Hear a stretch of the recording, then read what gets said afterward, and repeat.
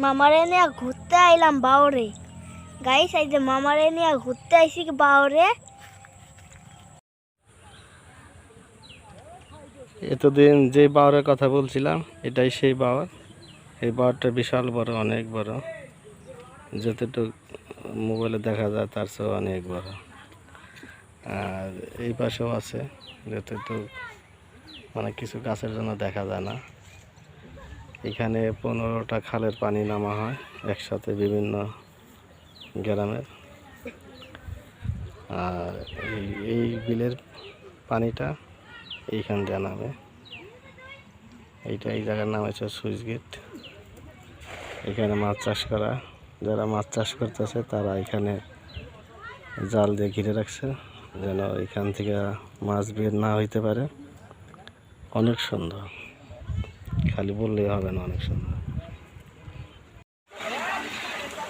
এই জায়গাটার নাম সুইচ গেট। এইখান দিয়ে বিলের সব পানি নামা হয়। এই যে দুইটা বিলের মতো, এইখান দিয়ে পিছে মাছ ধরতেছে। অনেক ছোট।